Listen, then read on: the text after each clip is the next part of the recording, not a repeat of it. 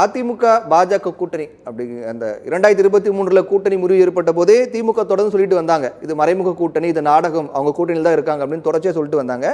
இன்னைக்கு அது வெளிப்பட்டிருக்கு. அதிமுக பாஜக கூட்டணி அப்படிங்கிறது அதிகாரப்பூர்வமாக அறிவிக்கப்பட்டிருக்கு. நிறைய விமர்சனங்கள்லாம் முன் வச்சுட்டு வராங்க. ஒருபுறம் அதிமுக பாஜகவோடு கூட்டணி அமையாவிட்டால் செங்கோட்டையின் மூலமாக எடப்பாடி பழனிசாமி அழுத்தம் கொடுக்கப்படுவதற்கான ஏற்பாடுகள் நடந்துகிட்டு இருக்கு. அதன் மூலமாக வேறு வழி இல்லாம அதிமுக எடப்பாடி பழனிசாமி பாஜகவோடு கூட்டணி அமைத்து விட்டார் அப்படின்ற விமர்சனம் முன்வைக்குது. இப்படி பல விமர்சனங்கள் முன்வைக்கப்பட்டு வருது. உங்களுடைய பார்வை கருத்து என்ன? அதிமுக பாஜக கூட்டணி என்பது அது இயல்பாக பரஸ்பர வெற்றி அல்லது நலன் கருதி உருவாக்கப்பட்டதா என்றால் அது அப்படி இல்லை அப்படிங்கிறத நம்ம ஏற்கனவே பல முறை விவாதிச்சோம். ஆனால் அது என்ன எடப்பாடிக்கு இதில் சிக்கல் இருந்துச்சுனாயா, எடப்பாடி தேர்தல் உறவை துண்டித்து கொண்டார். ஆனால் மத்திய அரசாங்கத்தை அல்லது பாஜகவை விமர்சிக்கவோ குறை கூறவோ அல்லது மத்திய அரசாங்கத்துக்கு எதிராக அண்ணா திராவிட முன்னேற்ற கழகத்தை எதிர்முனையில் நிறுத்துவதற்கோ ஒரு துணிச்சல் இல்லாத நிலையில் எடப்பாடி பயணித்தார்னு பார்த்தோம். அப்போ தேர்தல் உறவில்லை, பாஜகவை எதிர்ப்பதில்லை அப்படின்னா நீங்கள் அந்த உறவை துண்டித்துக்குவதில் எந்த பயனும் இல்லை என்பதனால் பாஜகவோடு தேர்தல் உறவை உறுதி செய்து விடுவது என்று முடிவுக்கு வந்து அதற்கு தாமதப்படுத்தி வந்த எடப்பாடி அல்லது சில இப்போ டிடிவி, ஓபிஎஸ், சின்னம்மா இவரெல்லாம் ஒன்றுபட்ட அதிமுகவாக வலிமை பெறுவதற்கு பாஜக துணை நிற்கும் என்கின்ற ஒரு தோற்றத்தையும் நம்ம பார்த்தோம். ஏன்னா ஓபிஎஸ் பாஜகவை ஆதரித்தார், ஐயா மோடி அமித்ஷாவை ஆதரித்தார். டிடிவி அந்த என்டிஏ கூட்டணியிலேயே இணைந்து பாஜக அல்லது மோடி அமித்ஷா அரசை ஆதரிக்கிறார். இப்போ சின்னம்மாவும் மௌனமாக இருந்து மறைமுகமான ஒரு ஆதரவு நிலையில் இருக்கிறத நம்ம பார்த்தோம். இப்போ இறுதியாக நீங்கள் பிரவீன் குமார் சொன்ன மாதிரி, நெறியாளர் சொன்ன மாதிரி, அது எடப்பாடிக்கு நேர் எதிர்நிலையில் தன்னுடைய மேற்கு மண்டலத்தில் தன்னை விட ஒரு மூத்த தலைவராக இருந்த KS செங்கோட்டையன், ஒரு மூத்த சட்டமன்றவாதி, மூத்த அதிமுகவின் புரட்சித் தலைவர் காலத்தில் இருந்த ஒரு முக்கியமான தலைவர் எடப்பாடியோடு முரண்பட்டு வெளியேறி தனித்து நிற்கிறார். அவர் பாஜகவோடு டெல்லியோடு உறவை வலிமைப்படுத்தி கொண்டு வருகிறார். அப்போ அதை ஒட்டியே எடப்பாடியுடைய தொடர்புடையவர்கள் மீது வருமான வரித்துறை, அமலாக்க பிரிவு மாதிரியான சோதனைகளும் தொடர்ந்து முடிவுகள் வெளியிடப்படாமல் அதுவும் அவர் ஆய்வில் இருக்குது, நடவடிக்கைக்காக காத்திருக்கு. அப்போ இந்த நேரத்தில் எடப்பாடி நீ கட்டாயமாக பாஜகவோடு தேர்தல் உறவை நீ அதிகாரபூர்வமாக அறிவிக்கணும், இல்லைன்னா நீங்கள் சில நெருக்கடிகளை நீங்கள் வெளிப்படையாக அனுபவிக்க வேண்டியது இருக்கும். அதில் உங்களுக்கு பெரிய தாழ்வு அல்லது ஒரு நெருக்கடி வருங்கிறத பாஜக நேரடியாக டெல்லிக்கு அழைத்து அல்லது தன்னுடைய தூதுவர்கள் மூலமாக எடப்பாடியிடம் சொல்லப்பட்டு எடப்பாடி அப்படிப்பட்ட நெருக்கடிக்கு ஆளாவதை விட நாம் பாஜகவோடு அதிகாரபூர்வமாக கூட்டணியில் இணைந்து கொள்வது என்ற முடிவுக்கு வந்து விட்டார். அப்போ எடப்பாடி விரும்பி பாஜகவோடு இணையலை.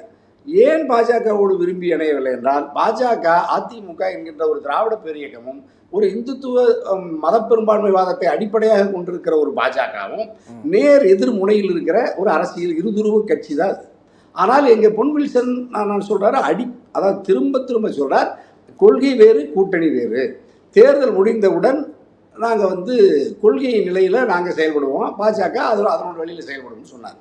ஆனால் அதிமுக 2017 பொறுப்புக்கு வந்த பிறகு பாஜகவோட தொடர்பை ஏற்படுத்தி கொண்டதிலிருந்து அல்லது பாஜகவின் கட்டுப்பாட்டில் எடப்பாடியினுடைய அதிமுக புரட்சித் தலைவர் அம்மாவுடைய மறைவுக்கு பிறகு எப்பொழுது அது டெல்லி தலைமைக்கு பாஜகவின் தலைமைக்கு கட்டுப்பட்டு அது தன்னுடைய விருப்பத்திற்கு ஏற்றவாறு செயல்பட ஆரம்பித்ததோ அப்பொழுதிலிருந்து இப்பொழுது வரை அது ஒரு கொள்கை வேறு கூட்டணி வேறு என்று இல்லாமல் கொள்கை என்பதும் கூட்டணி என்பதும் ஒன்றோடு ஒன்றாக ஒட்டி பிறந்த குழந்தையை போல பயணித்ததை தான் நம்ம நேற்று வரை பார்த்தோம்.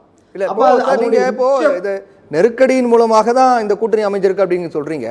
ஆனா எடப்பாடி பழனிசாமி தரப்புல சில முக்கியமான கோரிக்கைகள்லாம் முன்வைக்கப்பட்டது.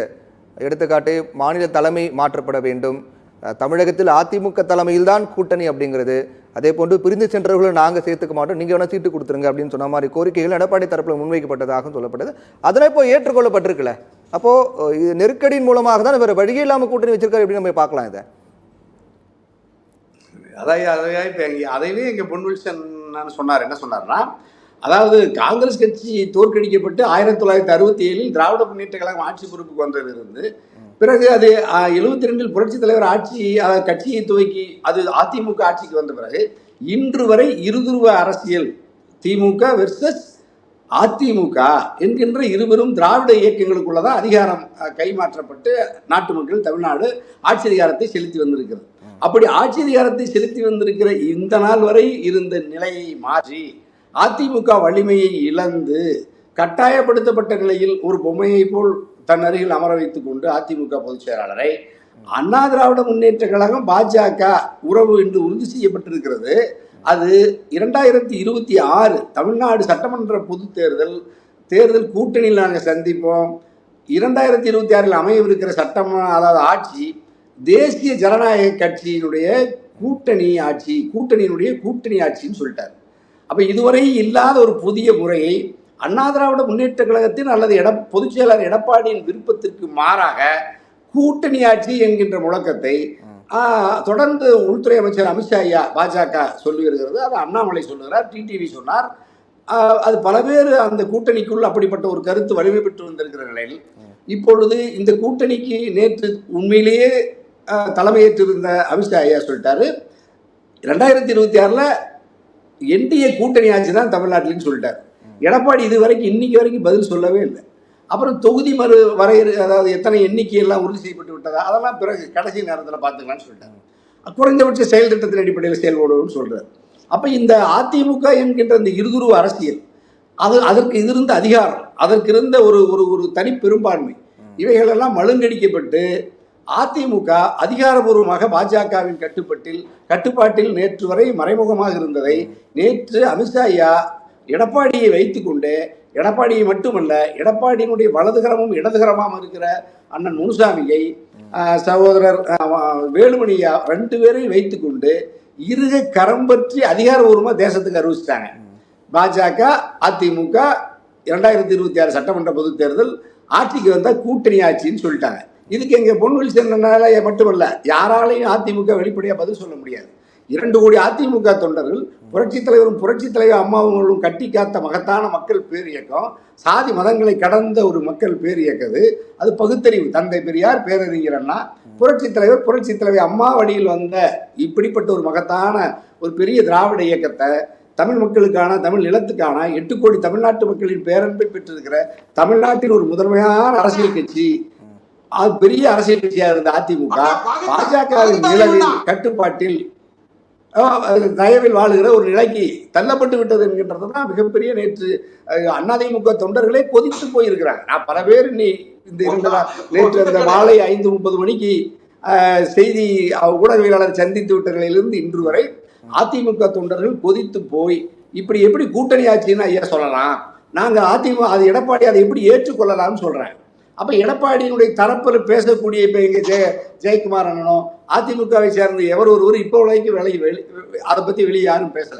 நேற்று கூட நானும் பார்க்கிறேன், பாஜகவில் பேசுறாங்க. எங்களுடைய மூத்த அரசியலாளர், பாஜகவினுடைய மிக மூத்த தலைவராகவும் மூத்த செய்தி தொடர்பாளராக இருக்கிற எங்க தூத்துக்குடி செல்வன் சொல்றாரு, பாஜக தரப்புல இருந்து தன்னுடைய கருத்துக்களை பதிவு செய்யறாங்க, இந்த கூட்டணியை, இந்த நிலைப்பாட்டை விவாதிக்கிறாங்க, ஆதரிச்சு வெளிப்படையா பேசுறாங்க.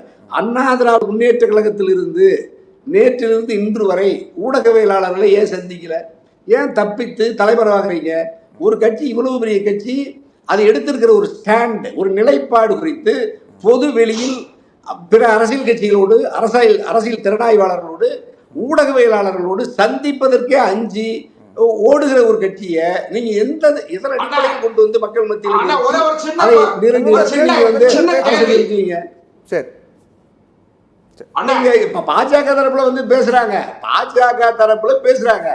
ஆனா அண்ணா திராவிட முன்னேற்ற கழகத்திலிருந்து அதிமுக செய்தி தொடர்பாளர், நானும் நேற்று பல விவாதங்களை பார்த்தேன், ஒரே ஒரு விவாதத்துல ஒரு அதிமுக காரர்களோட ஸ்போக் பர்சன், செய்தி தொடர்பாளர் கூட பேசல. சரி, ஓகே.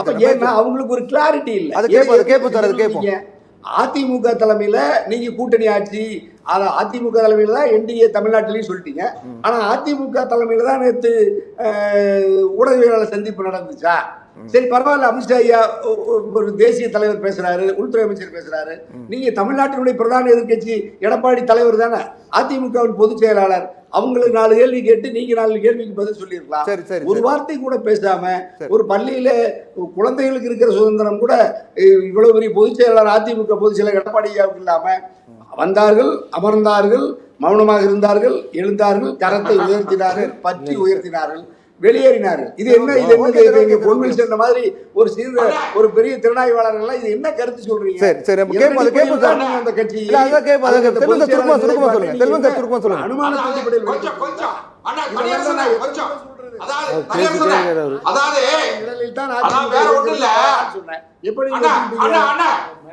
இப்ப எங்க செல்வண்ணன் சந்தோஷமா இருக்காரு. பாஜக கூட்டணி உறுதியாயிருச்சு. ஆகவே நம்ம ஒரு தொகுதியில கூட அவர் ஒரு தொகுதி செல்வண்ணனுக்கு மகிழ்ச்சி, அதிமுக காரனுக்கு மகிழ்ச்சியா? இதுதான் நெருக்கடி.